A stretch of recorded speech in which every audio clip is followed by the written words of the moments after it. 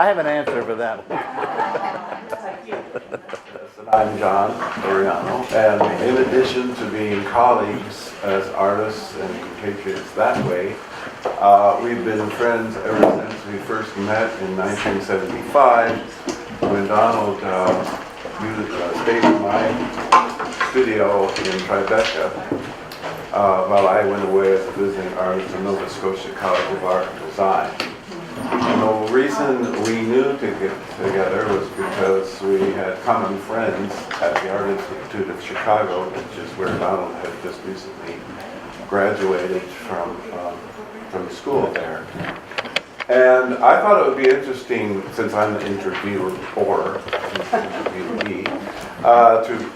since most of you may be familiar with his work, that we might start with a few things that you might not be familiar with, that I also may not know that much about, which is born in 1951, 10 years after I was born. So I was just born, and then the Japanese bombed Pearl Harbor, so I took it personally. But, geez. 10 years later, his father was a sergeant, served in the Italian campaign, and then later came home and had 4 children. And Donald was the first one. Second. Second? You were the second? Your brother's the oldest, one? yeah. See? There you go. And the second one's always the best adjusted. yeah, not really. You can talk about that if you want, sir. But anyway, I'm curious about what it was like to be born and raised in Asheville, North Carolina, the member of a Jewish family, and were there challenges to that? And then later went to high school in, where did you go to high school? You went to a boarding school that was Catholic. No, it was supposedly not non-denominational in Massachusetts. Oh, it wasn't Catholic. No, I went to Catholic schools up until then. Oh, that, see, to me, that bordered on child abuse. But I went to all boys schools until I went to college. There was no co-ed, so I never went to school actually with girls. So I never saw one until I went to college. Well, what was the reason you went to Catholic schools as a Jewish boy? Well, that doesn't count. What was the reason for going to Catholic schools? Well, they thought it was a better education. Yeah. In that environment. And were there challenges being a Jewish boy in a Catholic school? Well, not really, because a lot of the students were not Catholic. It's just that we had to, during catechism, we had to sleep, and we couldn't leave. We had to just sit there. And we could either read something else or put our heads on the desk and go to sleep. But some of them started challenging the nuns, so then sometimes we got to go out, and so it didn't interrupt their catechism class. But I learned a lot about catechism. And growing up in Asheville was, like any place you grow up. I always tell people that if I had not been Jewish, I would have been a hillbilly. But they don't let you be a hillbilly if you're Jewish. So that was a rule. But I made peace with all of them. I was on the football team in junior high. Was the one year that I was in public school. Were had you a gang. Defense or the offense? Well, I was on defense. That's what I guessed. And so it was the 50s, well, the 50s in Asheville. Asheville was really a progressive city. It's always been a progressive city, and there were 2 synagogues, and everybody seemed to get along. Of course, there were parts where they were restricted, which they still are, I think. There's certain parts of certain country clubs there that don't allow Jews, and like they do out here. It's the same pretty much everywhere. But I wasn't really that aware of it. I didn't pay much attention to it. And I got sort of interested in theater really first. Yeah, how did that happen? Well, we had a boy, a young man, about my brother's age, but at the time, he was in high school, and his mother was a sort of a theater mother, and they put together what was considered, I guess, one of the best children's theater in the country. And they did, world-class productions. So you started off as a lost boy, and as you got older, you'd be a pirate in Peter Pan. But we started off there, and then we had a lot of summer stock theater, where I would work with we'd had the Yale theater company would come down. Their act students would do repertory theater, and then we had professional theater. And I worked in the theater with them till I was probably in 15 or 16. Then when I went to boarding school, I spent summers on Cape Cod at the Falmouth Playhouse, and then I went to Maggie Valley Playhouse. So I had a whole career, more or less, in the theater. I learned to paint sets, to do props, to act, to do lighting, and all this kind of thing. And I ended up going to Chapel Hill because of the theater school there.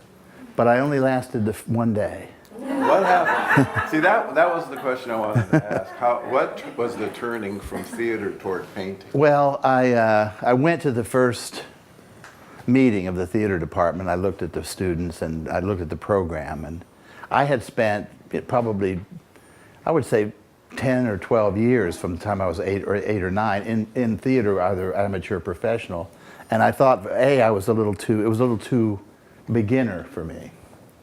And so we sat down, and one of them said, the teacher, whoever the professor was, says, if you look to the right, you look to the left, one of you won't be here in 4 years. And I said, I won't be here. So I got up and left. And I went to the radio, television, and motion picture department, where we worked on television programming, and we formed a cooperative to make films. And we made films on our own. But I realized, that making films for me was not a good idea because, first of all, it's not really your vision most of the time. There are too many people involved. But the main thing was I didn't want to be involved in fundraising, which is it's a very expensive medium. So I went to the painting department, and I thought, my father had always wanted to be a painter, and he painted in the basement, and I used to paint with him, and he had pictures of Pollock on Life magazine, and so we were sort of involved in it a little bit, and when I did set painting, I was used to painting. And I went there and I set up a canvas, and I had no idea what to do. I thought, geez. So I just took a pot of paint, but I mixed it with, it was beige, and I painted the whole canvas beige. And then I made it a little thicker, and I made it a little different color beige. And I ended up making it, quite a bit of brush marks. This was a thick painting of beige. And the teacher came over and he says, there's a professor at Duke who's painting like that. It's sort of a movement called minimalism. So I ended up being a minimalist. That's how you started. Yeah. And then you went from... Well, then I worked through the program there and got a BFA.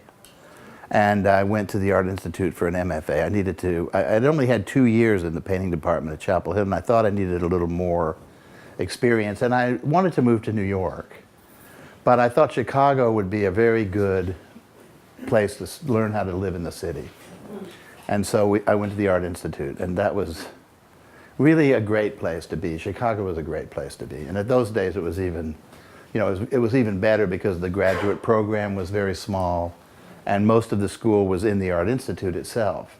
So we were in a kind of a loft building that they had just across 2 blocks up the street, and on Wabash. it was on Wabash, yeah.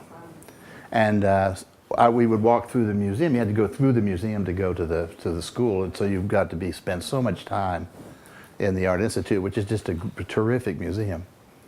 And I had to have a job. I had to work, so I worked at the wood shop for money, and I worked in next to where the studio was a pornographic bookstore.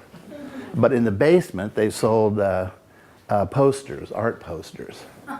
And it was a vast collection of art posters and framing down in the basement of the porno shop. And so I was there, probably every afternoon. But I didn't spend much time upstairs because we had a lot to do. And it was kind of a funny place to be, but I really enjoyed it. I got to see all kinds of pictures that were in these posters that were, I guess there still are poster shops, but not quite as much as there were. And I had a studio, which was near my house. I lived on Clark Street. And I shared it with 2 other artists. And it happened to be the loft above the old Biograph Theater where Dillinger was shot. And it was fantastic. So I had a studio, and then I worked at the school and had a studio there, and worked in this bookshop, and we got to really interact with a lot of the students. You know, it's my theory that in schools, it's not the faculty that really does that much for you in that level, it's the students, it's the quality of your peers. And we had some very interesting people. Right after I graduated, I moved to New York, and I stayed in John's loft, and started a life of a construction worker. We started. Richard Archwager lived upstairs, and he was just moving in, and he needed people to demo his loft. So I went up there, and man, did we make a mess. But also, that's how you got your first loft too, isn't it?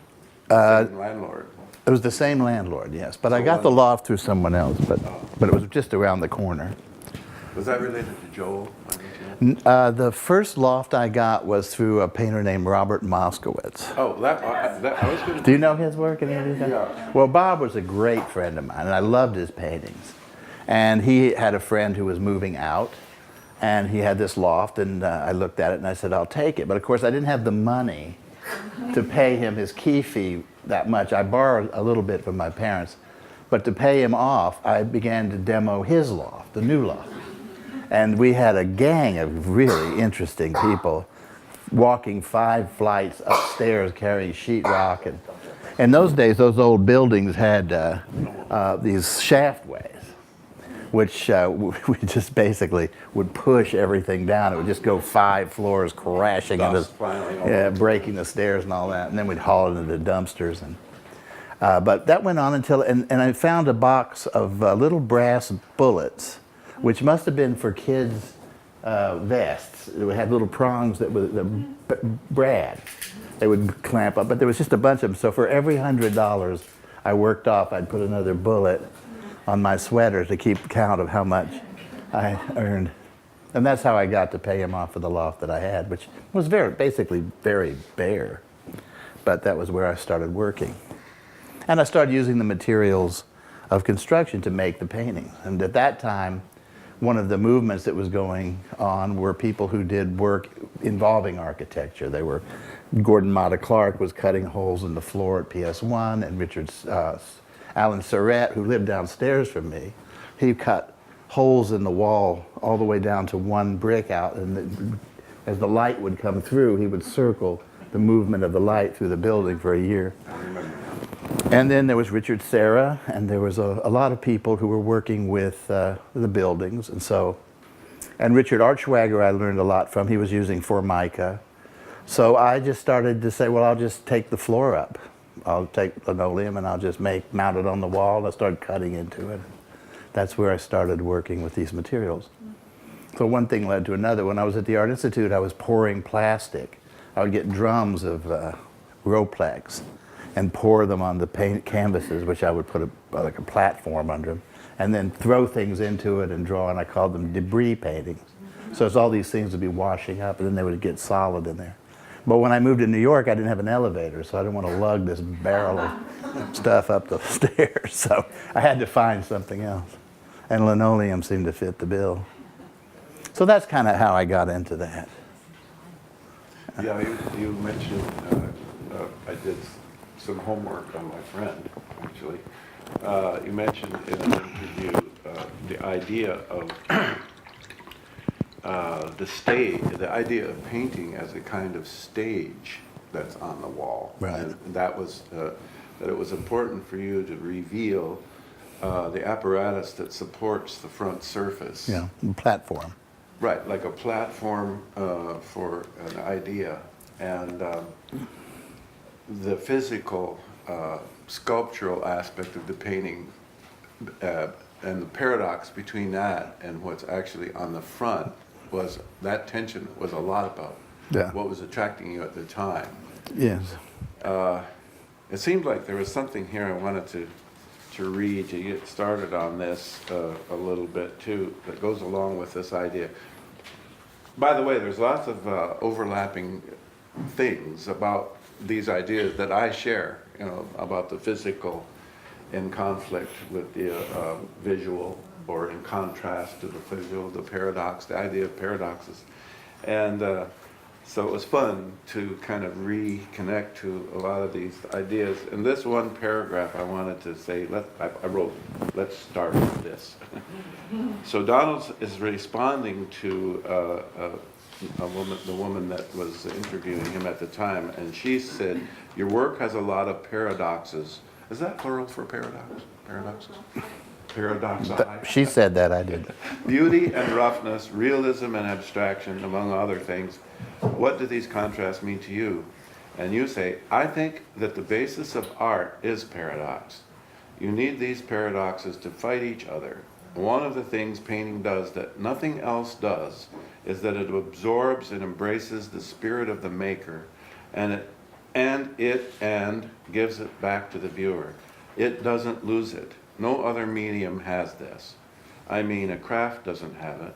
Nothing has it but painting, as far as I can tell. There's always something surprising about painting. It's usually because of what it's fighting with. It has to grow with the viewer. So in these, I have this platform, which we're referring to, which is almost like a theater. I titled my book, and this must be in reference to the monograph. The big book, yeah. The Theater of the Object. Because there is an inherent theater that surrounds the object. There is a structure that goes with a, and then I lost the other page. I didn't bring the other page. But anyway, you remember what you said? More or less, yeah. I think it would be fun to hear more, to have you elaborate a little bit more on how painting does. First of all, explain a little further what you're saying painting does that nothing else does like painting does. Well, I think that pretty much says it.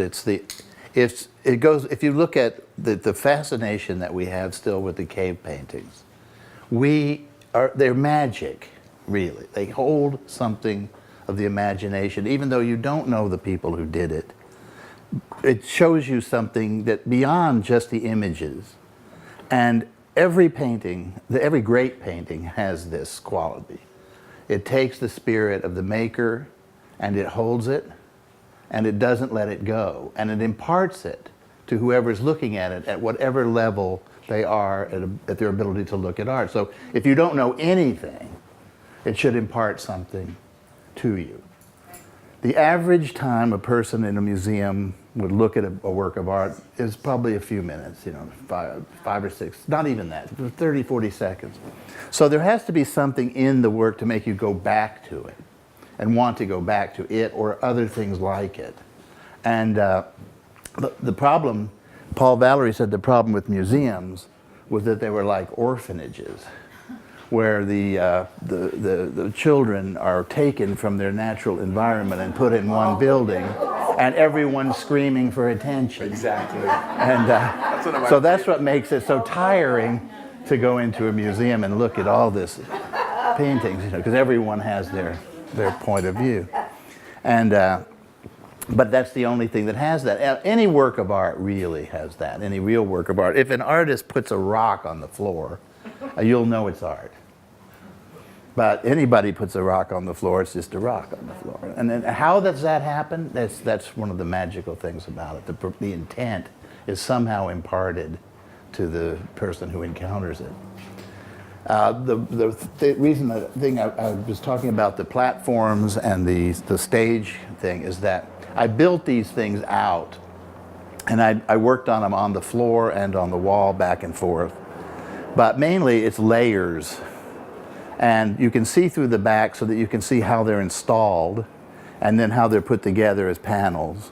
But you can also see the layers of things that build up. There's wood, there's pipe, there's air, there's striations in the plywood. And then on the surface is the painting itself, which is very thin. It's not built out to have a lot of glop on it, more or less, except in a few places. But it's that's the meaning inherent in the structure. So you have a huge structure with a very fragile meaning. And the other part of it is that structure, which I feel so strongly about the physicality of my work. Everybody has a different point of view. I was never really comfortable with illustration.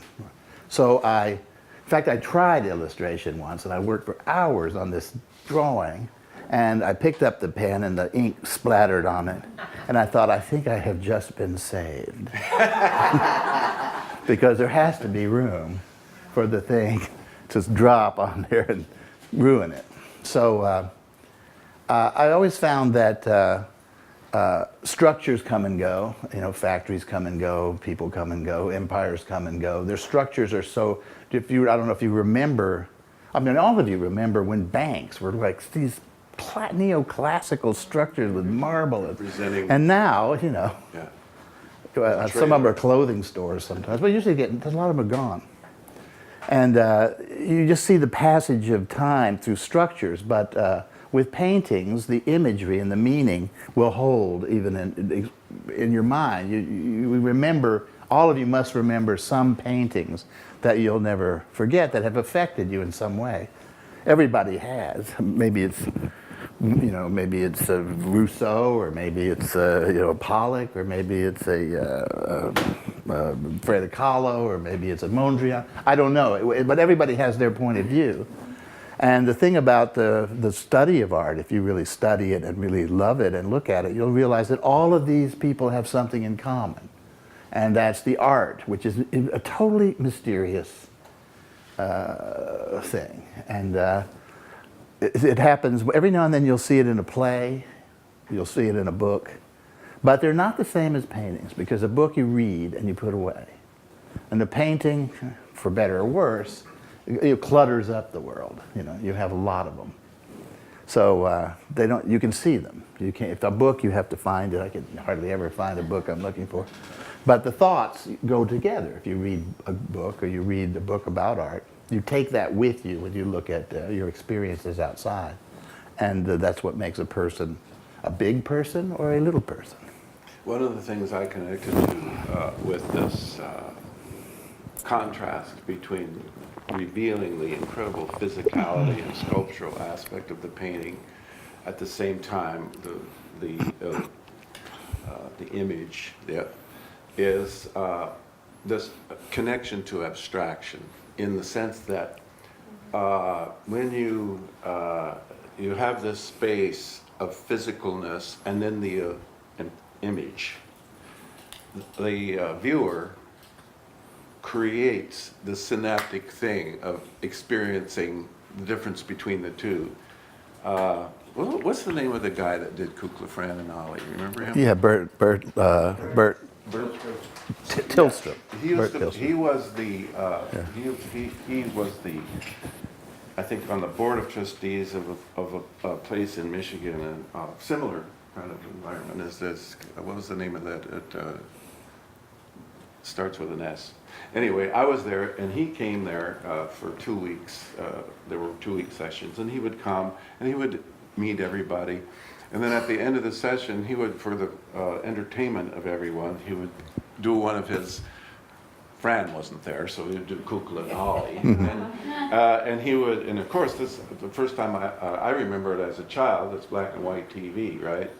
But in this environment, it was like you had a little glitter screen and so on. And he took little snippets of information from that he had gathered from people that were in the place, and he did this play with Kukla and Ollie. And everybody was just like, all you same age range and so on. They were all just like this, you know, watching the whole thing. And I said, it's amazing, and then that we're suspended in this place of imagined place, because we're looking at a gourd with 2 dots on it and a sock with 2, you know, basically 2. Ping pong ball. Yeah, or no, buttons, you know. But I'm getting eventually to this idea. And he said, and I said to him, I said, I think what is great about it is the fact is that these things are so obviously objects that we're familiar with, that suspends us in our place of imagined. We have to fill in the space because of the abstraction. And I'm making that same kind of connection with the relationship between the physicality of the work, in your work, the tar, the familiarity of a common construction tools, and then the imagery, and then we have this torque on that, and that's what suspends our involvement with the work. It's like, you know, and he said, yes, he was referring back to animation, the animation of puppetry now, like, you know, Big Bird. Well, after 10 minutes, you just accept Big Bird as a person. You know, there's not this need to create this like synapsis, you know. And, or another explanation would be why people say, you know, I like the book better, you know, in reference to the movie. And not to put down the idea of a movie, but just to say that if it is better, it's probably because in the book, you create your own imagined versions of what the settings and the stories and the characters look like and so on. So to be able to create a similar kind of dynamic in a film requires a whole nother art form. You can't simply just film the story of the book. You know? Anyway, this is elaborate, I didn't mean to take up so much space, but elaborate intro into the reference to the idea of abstraction in the work and how your early New York work, you were associated with this group that they referred to as New Images, right? I'm thinking of, and that included people like Neil Jenny and Bob Moskowitz, right? Yes, and, Jennifer Bartlett. Jennifer was included in that because at the time she was just doing the dots. Yeah, she was included. And then David True was in it. David True. I don't remember all the people in it. But they all had this idea in common that there was this relationship between abstraction and imagery. Yes. Well, I came from the time period of abstract art, and I really still believe in moving forward in your work, and I'm not, super interested in narrative, figurative painting myself because thousands of years of that. Abstraction gave us a new way to look, but I wanted to put something back in it for myself that was recognizable because I could, as I worked, I could see what I was doing more or less. I could see the progressions in my work, whether it would be good or bad. I knew where I was going, and I could see. I date all my paintings by the date they're finished, so I can see, look back on each year and each day that these were made. And at first, when I was doing drawings of that, I would look to see if the colors I used would change by the season. So I could see whether or not how I was responding. But there were really just dots of colors. There were some squiggles. There were kind of like a little bit of scattered imagery, again, a little bit like the debris paintings, but they were all over the page, and there'd be blobs of paint, oil paint, and watercolor, and so on. But mainly watercolor, and then as the seasons would go, into winter did I start using, more somber colors and things like that. Eventually, I sort of stopped doing that, although I still date everything to see, so you can see what the body of work was. And I keep changing the body of work. It changes all the time. And initially, I would show a big still life painting, flowers in a vase, and then a disaster painting all together, all mixed up, with the idea being that these things all coexist and no one image is necessarily better than another. And I kind of stopped that in about 95 and started focusing on doing one thing because I didn't have enough time to keep doing everything at once. And also I got tired of the disaster paintings. I'd made 75 paintings like that, and I wanted to move on. But the little still life paintings, I also quit doing about that time. I started doing the little still life paintings, which were 1 foot square, because I had been in the National Gallery in London, and I was looking at Holbein's, and I was looking at the boys on the blue, the Syrah, the big boy on the blue, on the K. And then there was a little head by Petros Christos, and I thought, boy, that's just as powerful. And if I had to choose between, say, a Franz Klein or a little head by Petros Christos, not sure what I would pick. So I thought a little painting can be just as powerful as a big painting. And I found that the size of the painting is not in the literal size of the painting, but is in the relationship of the objects to the work you're making. So a little painting can hold a room if it's focused enough. So I made a number of those, and I treated those like big works. I didn't treat them as like throwaways or smaller works. And defied the whole idea that you charge for a painting by the square inch, which I still don't like the idea. But I quit doing those and I started doing other things, and I've now moved into another realm. But basically, there's always a sort of a split between the two things, between a system or structure and something ephemeral. Like I did a series of smoke rings because I thought, what could be more ephemeral than smoke? So I made smoke rings on these big black tar backgrounds and made them fixed. And then I started doing kind of these floral imagery, which I would highly polish the paint and make it kind of liquid. So I was taking the idea of something very ephemeral and making it solid, and something very solid and making it liquid.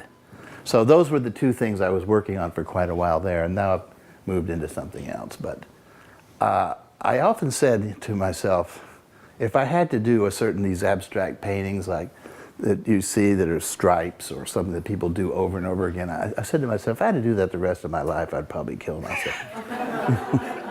I don't know how they do it. Every day, you know.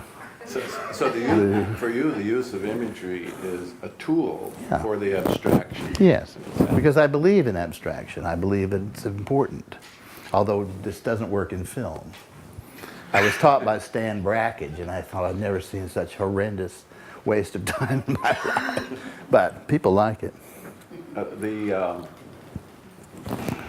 There's a reference in something I read about the end of modernity, or the whole idea that there's no, appropriation, that there's no more possibility. No, it was more about the failure of modernism, I thought.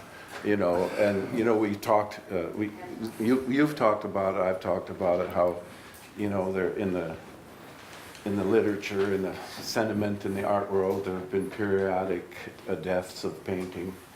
And of course, methinks they protesteth too much. Well, if you look at the auction house, all they buy is paintings. So exactly. I don't know what they're talking about. But it had something to do, I think the reference had something to do with the failure of modernism. What would that mean?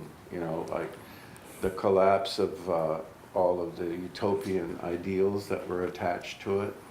And then the idea of abstraction, you know, the international style, that concept of abstraction, I think, came from the desire to create a universal language that traversed cultural difference. And that had a very positive... And it did. Yeah, affect to it. But then with the failure of people actually being able to overcome difference, and actually now kind of stressing difference, really, right? I wondered if that's what you were referring to. Like, I wished I had that last page. We're going to have to wing it on that one, but it had something to do with the paradox of subjects. You know, Donald has a new, well, it's not new, I guess it's new, coming up exhibition, traveling exhibition of a series of works that have been referred to as the disaster paintings, which were done during and after. From about 1985 to 2000, but it stops about 1990 something. It's like 5 years, or maybe 84 to 90. But it's only a selection. I did a lot of them, but it's a selection of them. Now, during that time, you also did other works. Yeah. And so there's that, like, you can go from, you know, disasters to flowers and buttons. And, you know, there's like still lifes that are objects from people, like buttons and cards and dominoes and things like that. And then there are still lifes that are more from nature. like flowers and mostly flowers, right? The still lifes were mostly fruit, but they usually had a black lemon stuck in the middle of them. But there's a lot of flower works that seem almost also very ethereal and sort of almost like. Yeah, the smoke ring relates to that. The smoke relates to those. But the smoke rings are more human. I mean, you wouldn't have that smoke ring without having somebody make the smoke. You wouldn't have the flowers. Smoke rings. By the way, he's very good at making smoke rings. Yeah. But the flowers in the vases were also directly related to the smokestacks and fire. The flowers were meant to be the chaos of gestures that are contained by the, instead of the smokestack, it was the factory-made vase, something hard at the bottom part that held it. So those things kind of all came out of each other. Do you think that's why most people like flower arrangements and so on as a kind of, you know? The flower arrangement thing is really great, but it's a mystery to me, really. Like why after you get mad at you have a fight with your girlfriend, is sending flowers a good idea? But it is. And you also send them to somebody that's died, so. And the dead people really like it. No, but I mean, it's a funny thing. There's this connection people have to flowers. They are all symbolic, you know. They carry so much freighted weight, really. But that my intention was, I used flowers you'd buy at a Korean deli and stuff. I never got involved with exotic things. It was just the idea of having this kind of chaotic thing embedded in tar and held by a vase, which sometimes would be silk screened with a drawing I made as the pattern on the vase. So, but they were shaped almost like smokestacks in the beginning, or from architectural elements like balustrades or things like that. I guess I was thinking of the when I referenced that of the watercolor, the works on paper, and the prints with the cutout white pieces and stuff. Oh yeah, they're very delicate. Yeah. And, less physical. Well, those came out of, they came out of, a lot of these things come out of each other. I had flowers with those dots, which came out of morning glories, which made the dominoes or the oranges. And I made drawings of clocks where the circles would be the joints where the gears are. And it's all the same imagery rearranged, basically, one way or another. But they don't look the same. But and also, as an image, people bring to those different images different meanings. Because they don't tell you too much, you see. I mean, it's not like an Eric Fischl painting where there's a story there, and you go and you can read the story. These don't have these kind of stories. They are abstract works. You see it as flowers, but there's a lot that goes on in there that you can put yourself. It's not a completed thing. It's not like a film where they tell you everything and you sit there and watch it. This one you have to look at, and the physicality of them is one of the ways that I draw the viewers into it, because it's so touchable and physical. And the art is not in the story. No.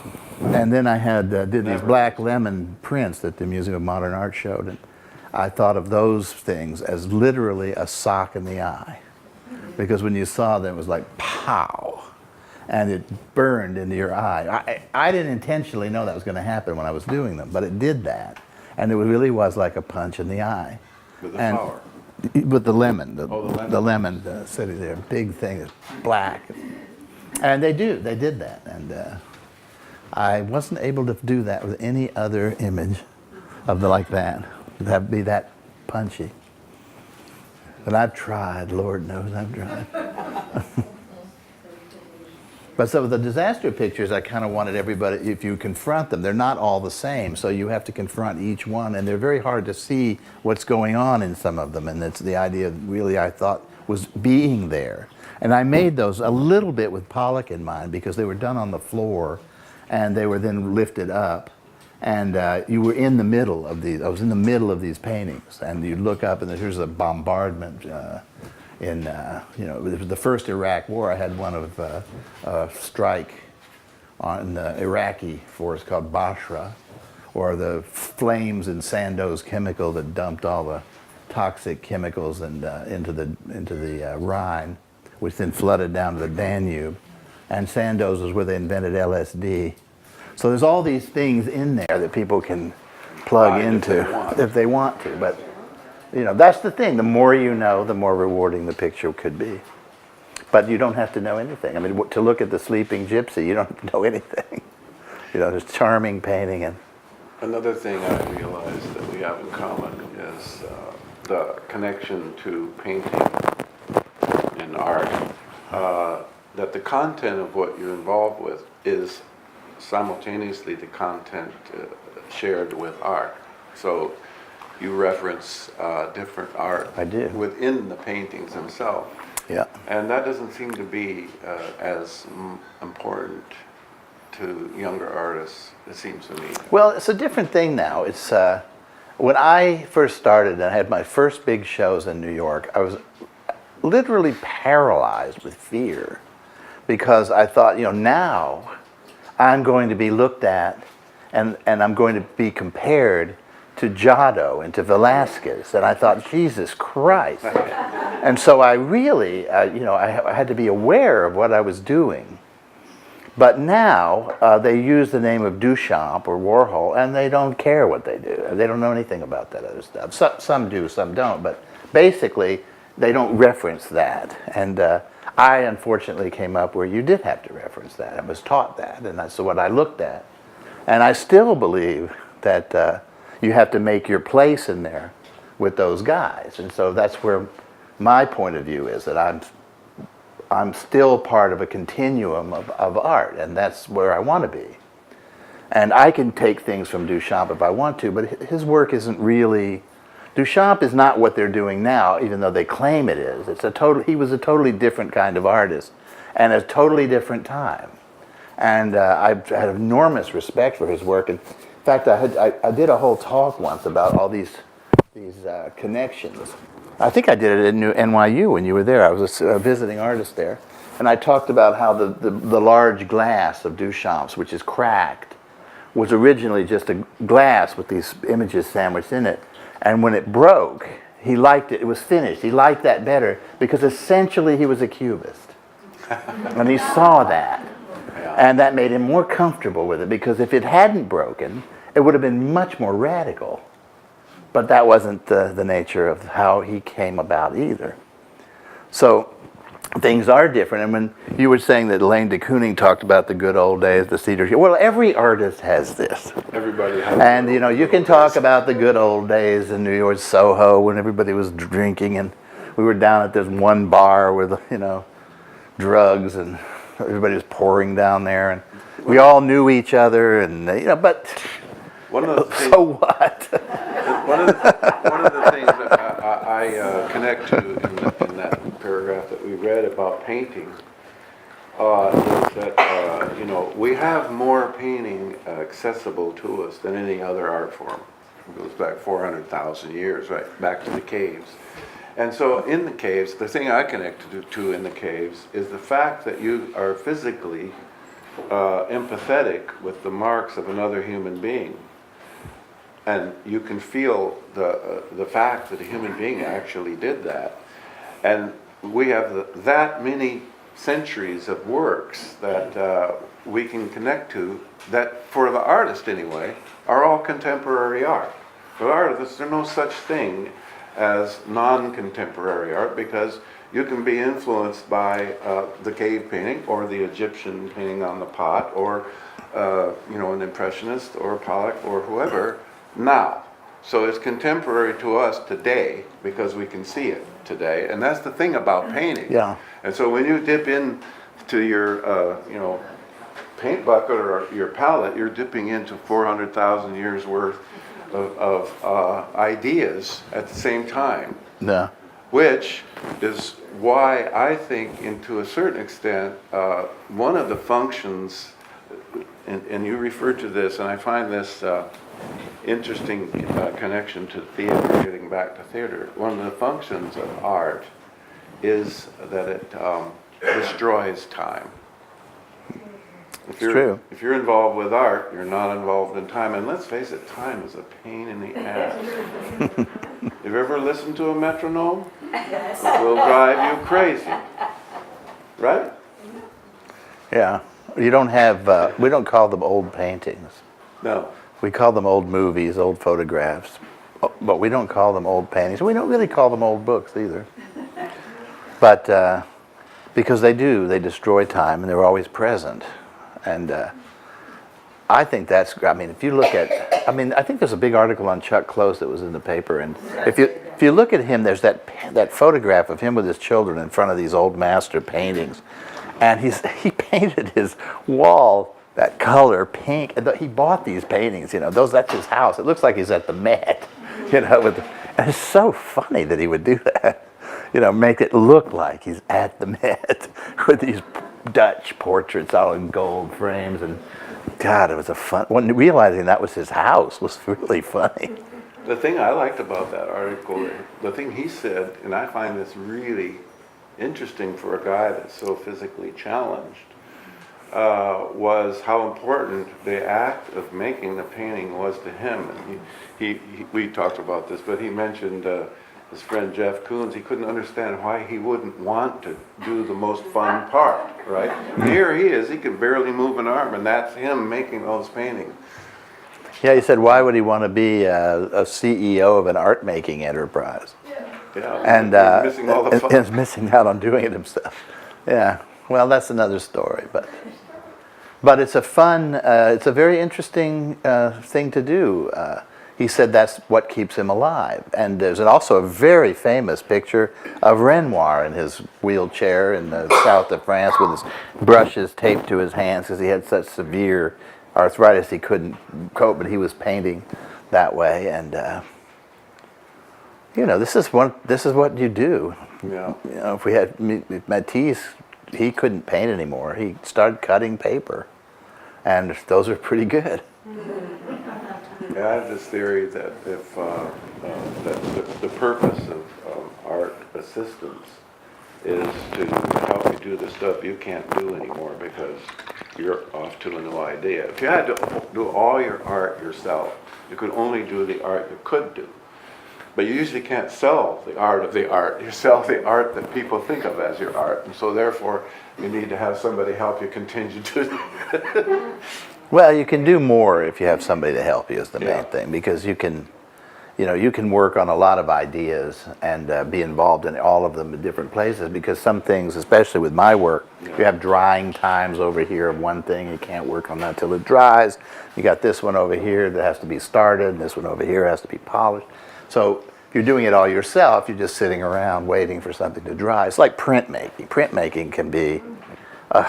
You need other... Well, but I mean, printmaking is 80% waiting for something to happen. You put it in the acid, you're waiting for the acid to eat it. You know, I mean, waiting for a proof, and then you have to add a little more, and you're waiting for that. It's baking. It's baking instead of stir frying. But, huh? There's new methods. There's lots of new things. Well, that's true. But I'm just saying, well, I love printmaking. I do a lot of it. But He's really good at it. But it does by itself, especially with etching, it takes a long time to get things done. And actually, the printers are losing a lot of them are losing their ability to do certain things. I went to Spain to do a print, and I wanted to do a copper etching, and they switched to zinc because it was cheaper, but they couldn't do the same thing. So when I told them that you have to get copper, and they didn't know how to etch it. Really? Yeah, so they ruined. You know, I was doing one image on a copper plate, one image, and it took 4 weeks. Jeez. They had to keep throwing things out. They couldn't. I burned it all up. It was just unbelievable. They finally got it, but I was just, people are losing that they don't do it so much now. It's all digital, and you know. Well, there's a lot of it. If you know how to do it, you have a career ahead of you. There's very few people that do that anymore. Do you think we've covered? I think so. We could. You want to do some questions? You could do questions now, I think. Yeah. I really like what you said about your lemons, and you mentioned something along the lines you wished you could. Would you want to elaborate more on what you were saying or meaning when you were saying about that? Oh well, when I made those, I had the idea. So I had been working with making the drawings of these things, lemons. They came out of a group of things with charcoal. And I was drawing with making the charcoal so dense, it was powder, and then I was fixing it so that I could get rid of the edge. So I thought about making prints where you could do the same thing with the resin for aqua tinting. So I decided I would work on the image dry and then melt it. So we worked on it with the powder. So I first started blowing it off the edges and then cleaning around the plate so I didn't have a sharp edge. And when we did the first ones, which were pretty big, they came out and they were just incredibly magic. And those ones really hit me. And I made a few of those, and I did the drawings too, which have some of that quality of weight, but not quite the same, but similar. And then when I stopped doing them, I would use other images, like I would use, I did some that were morning glories on a vine, the same way. And instead of having that punch, they looked a little bit, I liked them very much, but they look a little bit like a redon in an abstracted sense. They're very fluid, and they never, even at singular, they don't have the same power that compressed lemon had, which came out of the whole idea of soot. You know, I was working with these industrial images, and I wanted to use soot. And there's a lot of things that people have brought up about that from my childhood with my father's buffing room, you know, when he had a retread business, and in one room there was a guy who was like, I thought, the coolest guy in the world. He was an Australian vet, and he would smoke, tattooed, and he'd sit in the buffing room where he would just grind the rubber tread off the tires. And he was in this room that was filled with rubber powder. Ew. And it was just the greatest place for a kid. Oh, I must have been 10 or 11. I worked in his shop as a kid. So it must have come something from the idea of this compression, which came from the charcoal. But then when I did it with the etching, it took on a different life, which was because of this copper. We used roofing copper because it was the only way we could get big enough copper. So it really was an industrial image, and it really had something that the other ones have a different quality, but they don't have that, and that's the way it goes. You know, you keep trying to accomplish that kind of miracle every time you do something, and sometimes you get it in another painting, but it's Sometimes not. you get it when you're It's the magic. It's the magic thing. It's like I always say to people in my studio. I said, you know, you can't fail if you don't know exactly what you're doing. Once you know what you're doing, then you know, all hell breaks. So you got to keep a little bit of that in everything you do.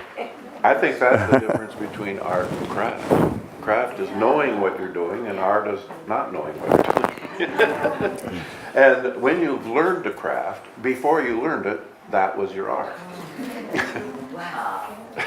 But I also find that when I'm working on something, I'll hit a point in the painting where I'll just stop. And I'll say, I'm not touching that anymore. And even like the first one I've been with doing these big sort of button flowers, I call them.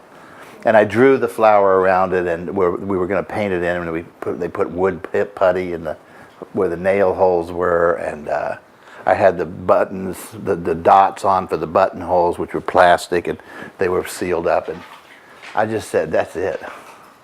I'm not going any further with that because I will never do that again. So that just sits in the studio, a big version of that painting. And it has so much in it, but I couldn't make another one like that. Do you think of it as unfinished? Or? No, it's finished. And I try to do that with everything. There's a little bit, nothing, what was it somebody said? There was nothing more depressing than a finished painting. So you got to keep it a little open-ended. Yeah. Suspend. I was going to ask you if you ever go back to work that perhaps you finished years ago, that you still have possession of. I don't. No, I do not do that. I do. Yeah, I do not do that. Because I don't know if it was is better off the way it is. You know, I don't want to do that.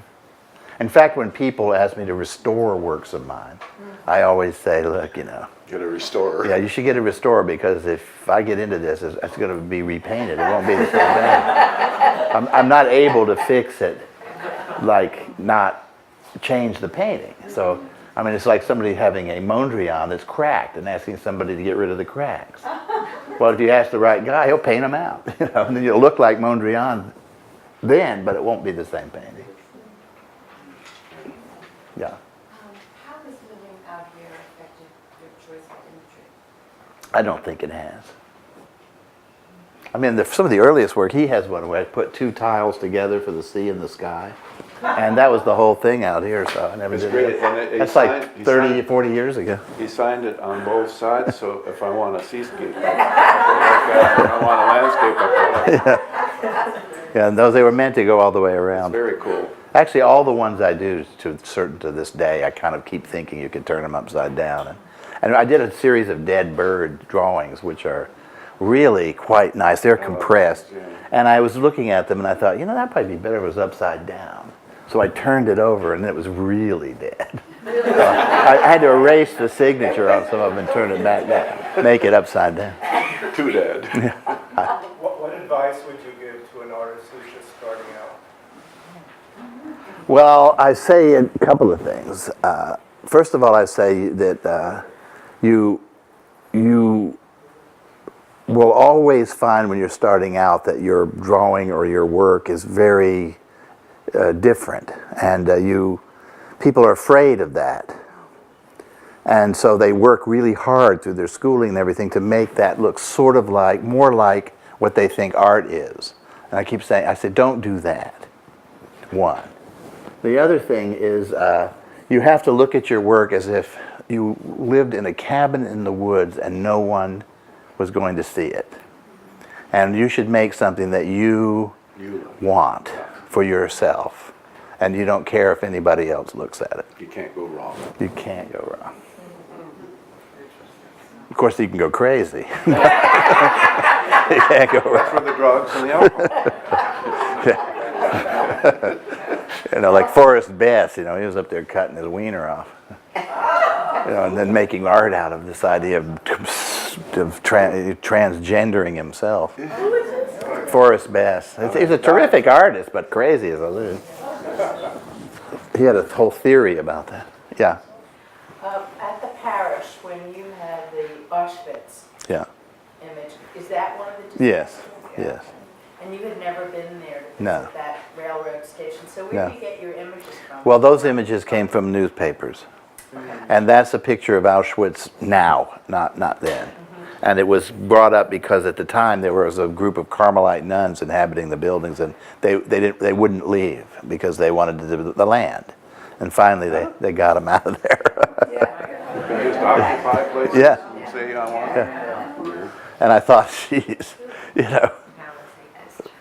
So, oh man, there's a lot of weird things out there. You said that you don't do figural, but what's up right now is Those cantaloupe pickers. Yeah, well, I had Fireman. I used imagery of humans, but not figures in that sense. I used almost all of the imagery of people are generic.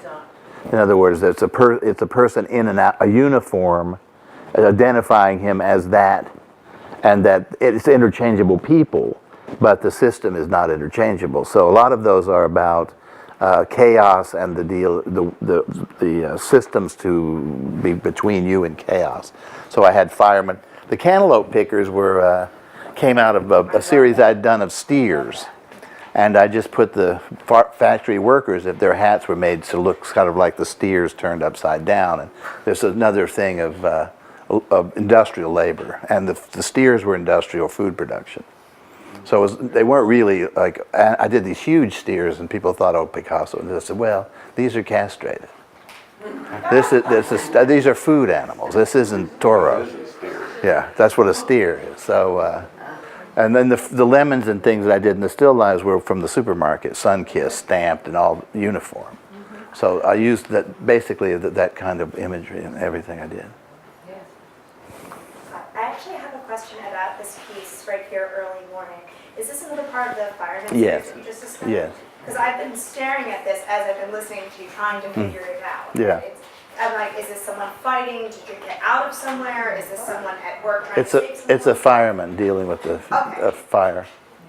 And it's and in there is the ballast. I made the fire escapes sort of remind one of the balconies and the Manets and the Goyas, and but it's all melting because the fire escapes were made originally to look like decorative grill work. So they were part of the continuum of turning steel and things into natural forms, and they were meant to be decorative, like balconies, but they're fire escapes. And may I ask a Yeah. question? Why is it titled Early Morning? Is it a disaster that happened in the morning? Is Yes. it to bring awareness of it? Okay. That was the time that the fire took place. Okay. So there's not like a double meaning that I'm missing here. Okay, No. good. Thank you very much. Yeah, they're mostly they are all titled basically fire, or the date, or what the thing is. Yeah. Are titles in any way important with you? Because titles kind of like, we all read the titles and then it can really change the way how we look at a painting. You can, of course. I don't do that so often. I did it once with Auschwitz because it was originally called just Polish landscape, which is what I did a number of Polish landscapes. But when it got to a certain point, I wanted people to really know what that landscape was, because they might not know. But the other ones, it didn't matter what they were really, but that one was a specific.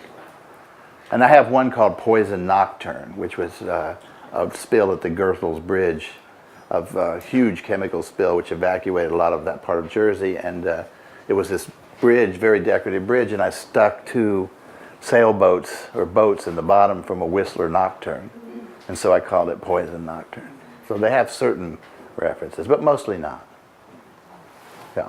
So you paint out here, I don't paint out here. you don't, you paint in New York. Yeah. This is just a place I come to socialize and do things. If I socialize all the time in New York, I don't get anything done. So I usually am there in the studio and I don't leave, and then I come out here and I do everything else. I've actually seen artworks hurt by titles. I mean, They can be. like, well, I'll say, well, that's an interesting picture, and then I'll look at the title, and oh, they don't know what it is. You know what I mean? You can. So the titles can actually take, usually when it hurts it solidifies a meaning. Yeah. And, Like Frank Stella's Moby Dick series.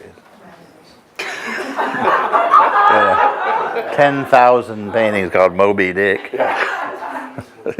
Or Ahab meets, the Pequod or whatever. You're looking at that, like, what? But I've done this, I do it every now and then to clarify the painting. Like, I did a black button. I think this one that you're looking in your thing is an aqua button. So I called that aqua button Bel Air, because the colors came from a 1959 Bel Air. Yeah. What's the title of the one that looks like it has a Mondrian behind it? That's called Button Down Boogie Woogie. Oh, okay. So there is a reference. Yeah. I did 2 versions That's a of great that. title. Yeah, I took Boogie Woogie. And I was actually making one, and it had all the tape on it from where we were putting in the squares, and I was thinking, much? no. I was thinking, well, we're going to do one where I'm going to use the regular masking tape and leave it like he left it on one of his paintings too. But I may not, but I had it looked so good. Yeah. I thought maybe I should do Save that. it. Well, the thing is, I had the thing, and it went past that. So no, I'm not so sure I would go back and actually make it without it just sort of happening. So I doubt I will. But most of the ones that have some, reference to paint to a car colors or something like that, I'll say, what it is. I'm just wondering if you have a routine with your work. I mean, do you paint every day? Every day I'm in New York, I work from 10 to 6.